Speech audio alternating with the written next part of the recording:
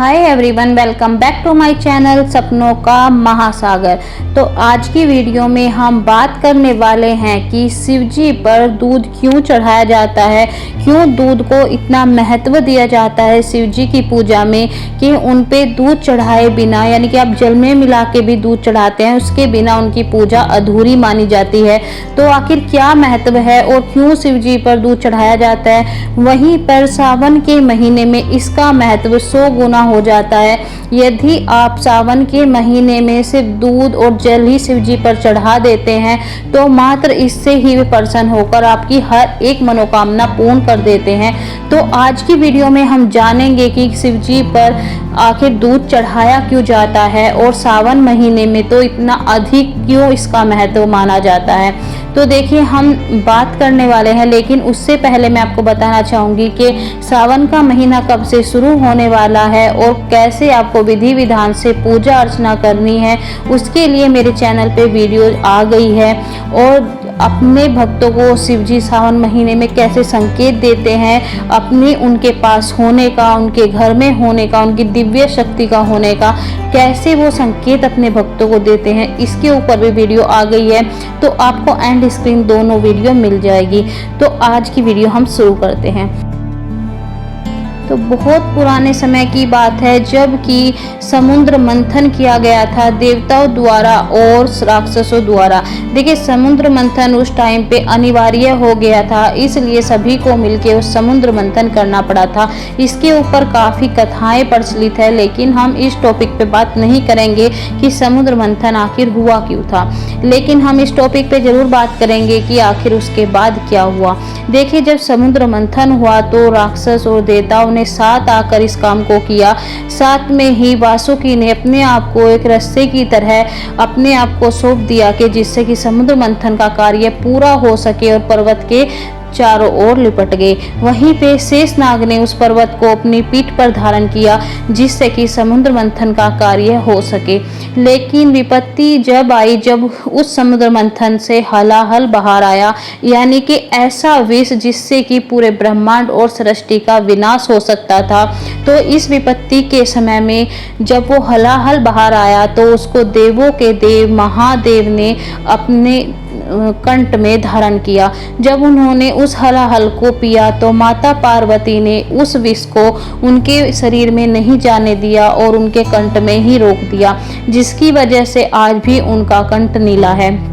ऐसे में शिवजी को जब दिक्कत होने लगी और देवों के देव महादेव परेशान होकर पृथ्वी पर घूमने लगे, तो ऐसे में चंद्रमा ने उनके सिर पे धारण होकर उन्हें शीतलता प्रदान की और देवताओं ने भी उनको जल पिलाना शुरू किया, जिससे कि उनकी जो बेचैनी है वो कम हो सके। लेकिन उससे भी कोई फर्क नहीं पड़ा।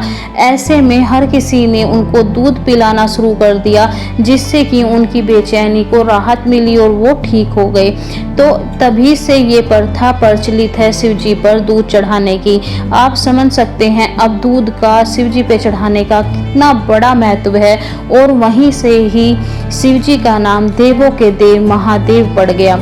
तो अब बात करते हैं कि उसके बाद क्या होता है कि जब से ही सृष्टि में, जब से ही उस समुद्र मंथन के बाद से ही शिवलिंग पर दूध चढ़ाने की प्रथा बन गई है। तो ये हमारा प्रेम है शिवजी को। जब हम दूध चढ़ाते हैं तो हम उनकी कहीं ना कहीं जो बेचैनी है उसको कम करते हैं, ऐसा हम मानते हैं, क्योंकि हलाहल बहुत ही बुरा जहर था जिससे कि पूरी सृष्टि का विनाश हो सकता था। तो जब से ये प्रथा प्रचलित है। और सावन के महीने की बात करूं तो सावन के महीने में माना जाता है कि शिव जी और पार्वती माँ पृथ्वी पर भ्रमण करते हैं और अपने भक्तों के दुख को, कष्ट को बहुत नज़दीक से देखते हैं और वे हल्की सी पूजा से ही प्रसन्न हो जाते हैं। यानी कि अगर मैं 12 महीने की बात करूं, यानी कि सावन का महीना छोड़ के अगर 11 महीने की बात की जाए, तो जहाँ पर आपको पूजा अर्चना से शिवजी को प्रसन्न करने में कुछ समय लगता है, वहीं पे आप थोड़ा सा जल चढ़ाकर, दूध चढ़ाकर सावन के महीने में शिवजी को प्रसन्न कर सकते हैं। वो आपकी हर एक मनोकामना को पूर्ण कर सकते हैं।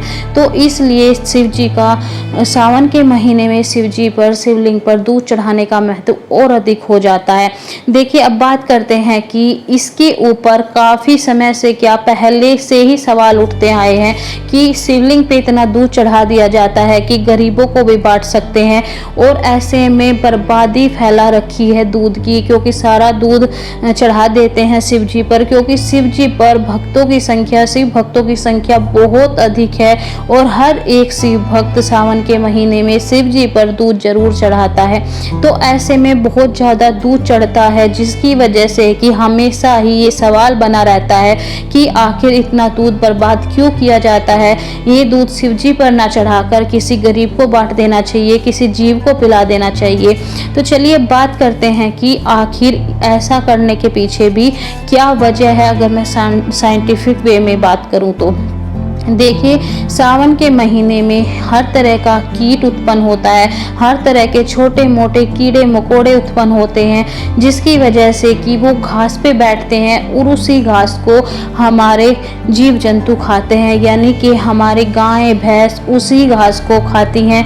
और उन जो कीट पैदा होते हैं घास के ऊपर, उसको मारने के लिए भी बहुत सारे कीटनाशक छिड़के जाते हैं अलग अलग तरह के, और वो ही हमारी गाय भैंसे खाती हैं, जिसकी वजह से उसका असर उनके दूध में भी आता है और वो दूध कहीं ना कहीं हमारे बॉडी के लिए हानिकारक हो जाता है।